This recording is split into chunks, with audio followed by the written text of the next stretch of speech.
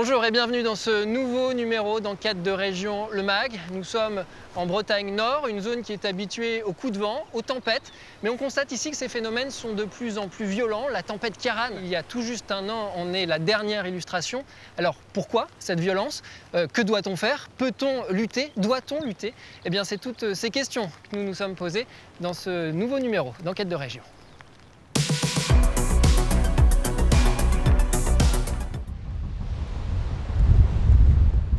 Là, on a des creux de plus de 10 mètres facile. Le ciel est noir, j'ai jamais vu ça, jamais. Attention à vous, il se passe quelque chose.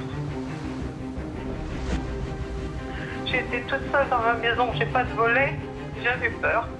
J'avais un abri bois, mais tout est parti. Je sentais la maison trembler.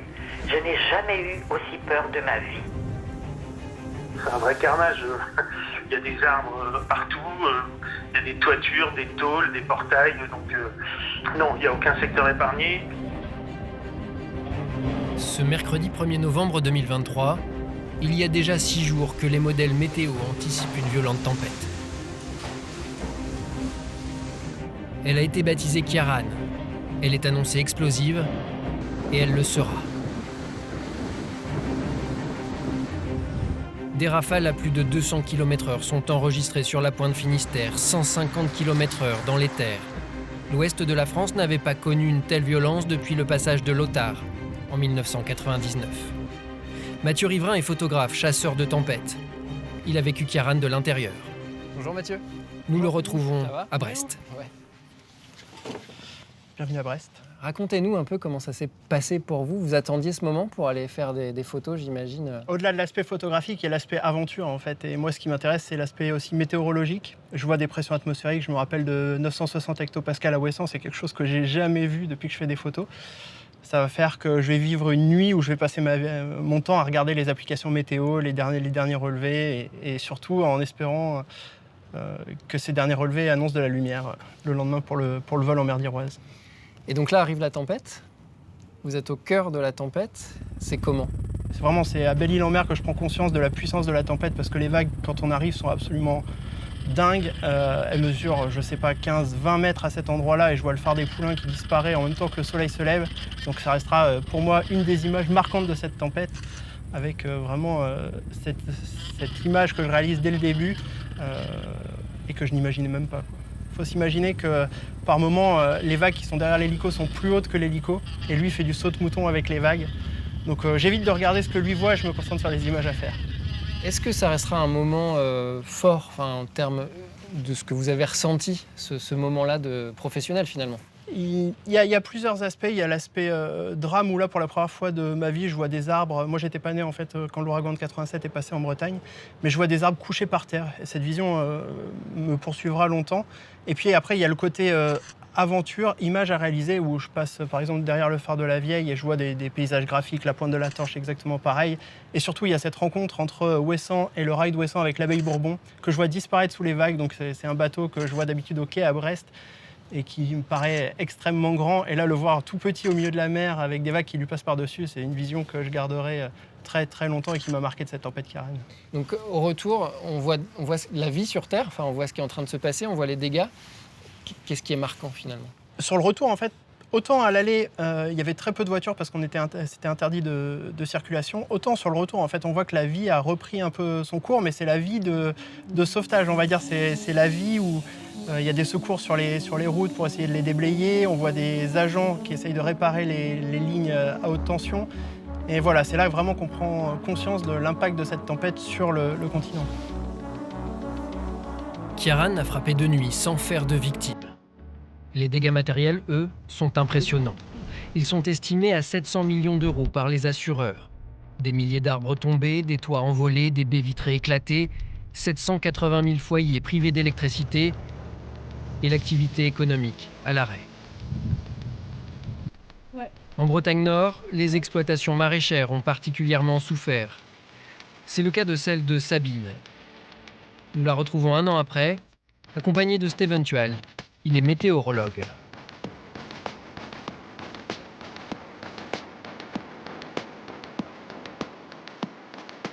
Bonjour Sabine. Enchanté. Enchanté, merci de nous recevoir. Bonjour. Je vous présente Stéphane qui est météorologue. Et ouais, c'est ça, on est venu avec la pluie. D'accord. Bon, on va profiter de vos serres peut-être. Oui, on va rentrer au chaud Merci. et au sec. Donc là, ça y est, on est dans vos serres. On est dans une serre qui a été impactée par la tempête, donc il manque la moitié de la serre au fait. Donc là, en tout, vous avez combien de serres? Donc là, il y avait les 2 tunnels donc, qui étaient impactés par la tempête, les 2 vieilles. Et donc ça, c'est les grandes serres, les Ça, c'est nouvelles. la nouvelle serre qu'on a montée au printemps du coup. Donc après la tempête. Voilà. Elle est toute belle. Ah ouais.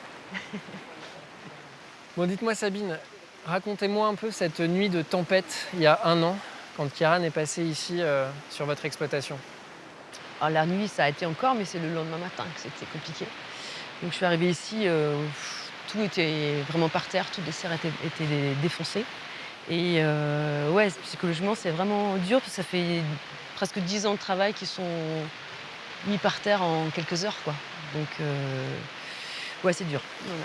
Stéphane, vous êtes météorologue, c'est vraiment un phénomène violent qui est passé sur cette partie de la Bretagne. Oui, c'est un des gros phénomènes qu'on a eu ces 30 dernières années. Il se situe un tout petit peu au-dessus de la tempête 99, qui est une référence quand même sur le nord de la Bretagne, et un petit peu en dessous de la tempête 87, qui elle avait vraiment été très impactante pour notre territoire.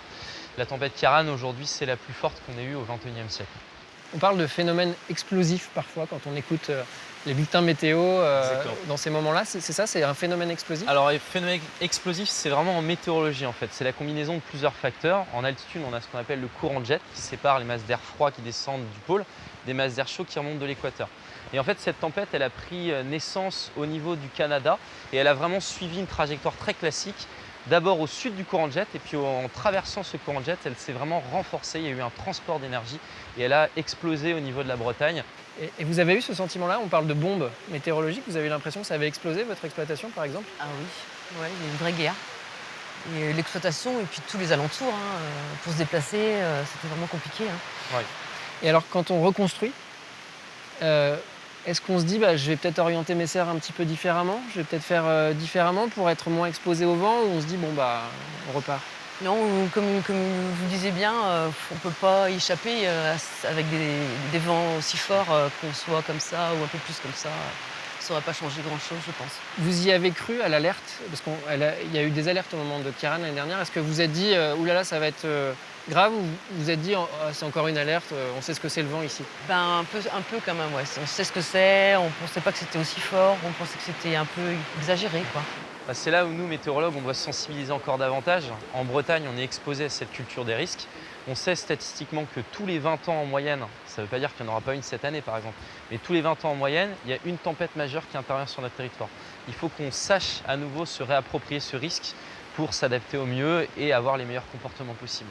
Du coup, Stéphane, si on doit faire un peu de prospective, est-ce qu'on voit un peu comment les choses risquent d'évoluer dans les prochaines années? Est-ce qu'on va être confronté à ces phénomènes de plus en plus violents? Est-ce qu'il va y en avoir plus? Alors pour les tempêtes, c'est intéressant parce que statistiquement, il n'y a pas de lien entre le changement climatique et le nombre, l'intensité ou la trajectoire des tempêtes.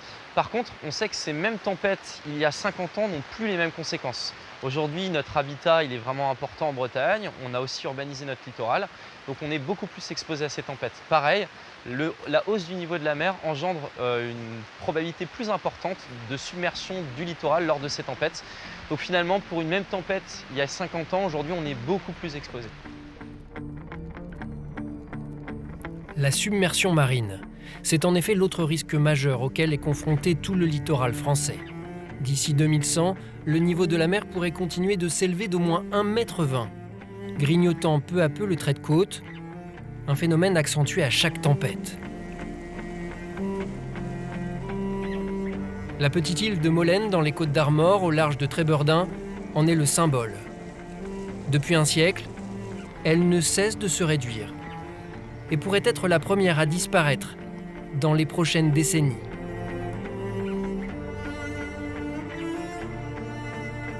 Odile Guérin est géologue, passionnée par ce petit caillou. Elle nous y accompagne avec Yves, l'un de ses amis pêcheurs.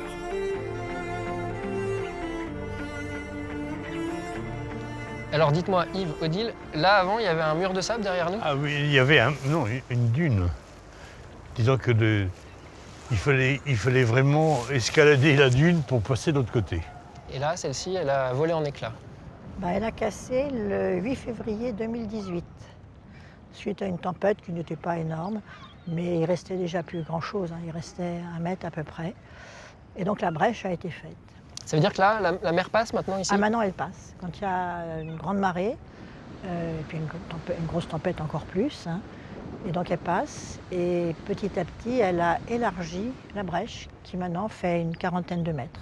Et du coup, c'est le début de la fragilité, on va dire, de toute cette partie-là? C'est le début du détricotage de l'île, à partir de là. Ce ne serait pas la première fois que l'île Molène disparaît. Au fil des glaciations et des réchauffements, le niveau de la mer ici est monté puis redescendu. Il y a 115 000 ans, cet îlot était déjà sous l'eau. Et alors, c'est quoi l'échelle de temps pour qu'elle disparaisse? Ça va dépendre. Là où elle est attaquée, c'est quand il y a un grand coefficient de marée et une très grosse tempête. Le jour où on aura la convergence des deux, elle peut perdre 20-30 mètres d'un coup. Maintenant, son espérance de vie, moi je dis, c'est de l'ordre de la 30aine d'années probablement. Donc là, ça va disparaître, c'est inéluctable? Oui, ça va disparaître, c'est prévu, c'était prévu. Bon, je ne pensais pas la voir mourir, disparaître de mon vivant, mais bon, voilà, c'est fait, c'est en train d'être fait. La rapidité du changement. Le constat est le même sur tout le littoral français. À Plounéour-Brignogan, dans le Finistère, il y a quelques années déjà que les élus et la population ont pris les choses en main. Ici, 120 logements et 4 hectares de terres agricoles sont menacés à l'horizon 2100. On a invité les gens à prendre l'information, s'en emparer, imaginer ce qu'on pouvait mettre en place. Maintenant, il va s'agir de le mettre en œuvre, comme vous l'avez indiqué. Alors 2100, c'est vrai, c'est dans longtemps, mais c'est quand même pas très longtemps non plus, parce qu'un enfant qui naît maintenant, en 2100, il va le voir. Donc le monde d'après, il faut déjà quand même s'y préparer. Avec l'aide des collectivités et de géographes, des cartes de risque par zone et par priorité ont été éditées. C'est la zone la plus préoccupante pour vous? C'est ça, là où les enjeux sont vraiment les plus importants. Là, il faut mettre en œuvre de la protection, de la consolidation des ouvrages. Ici, on a toute une digue sur le port de Pontusval. On fait de la protection, on va dire, de consolidation de l'ouvrage actuel. Et après, ça se traduit aussi avec des zones qui ont été maintenant exclues à l'urbanisation. En fait, cette zone-là est identifiée comme zone submersible est devenue inconstructible en l'occurrence. La vulnérabilité d'un territoire, elle est aussi décidée par les moyens de gestion que l'on met en place. Quelles règles on suit, quelles stratégies on met en place, est-ce qu'on anticipe suffisamment dans le temps, et puis aussi d'avoir en tête que cette vulnérabilité, elle est dépendante de ce que les gens pensent de leur situation alors qu'ils sont ou pas dans une zone à risque. C'est comment on perçoit finalement ce caractère d'être en danger ou pas dans un lieu. Ici, la tempête Ciarán a accéléré l'éveil des consciences sur l'urgence à agir.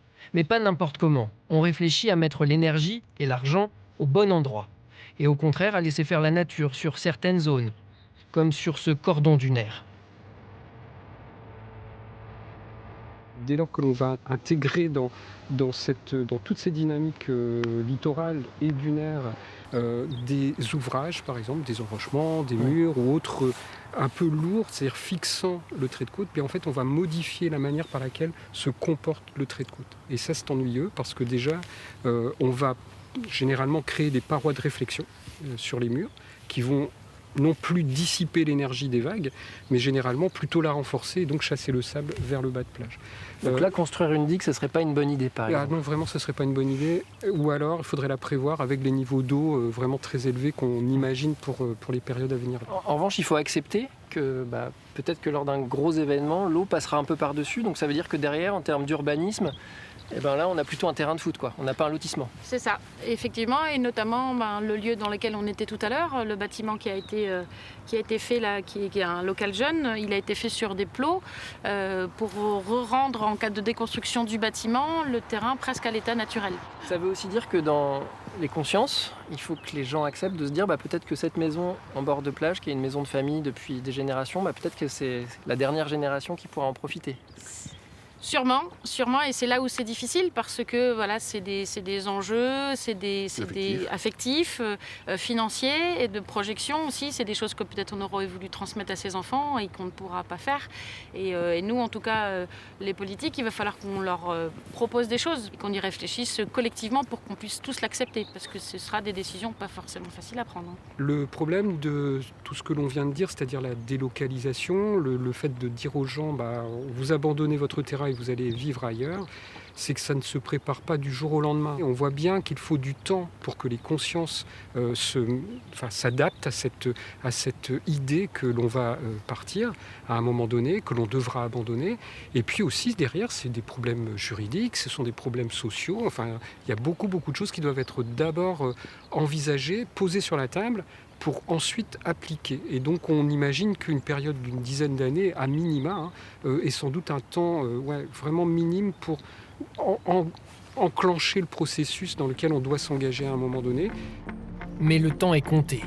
Dans son dernier rapport, le GIEC indique que les changements climatiques devraient continuer à s'accélérer et que certains effets du réchauffement sont déjà irréversibles. Qu'ils soient élus, photographes, maraîchères, ou bien encore géographes, géologues ou météorologues, ils sont en première ligne et savent qu'ils devront faire face. Car tous en ont conscience, notre environnement va changer et il y aura d'autres tempêtes Ciaran, probablement encore plus puissantes.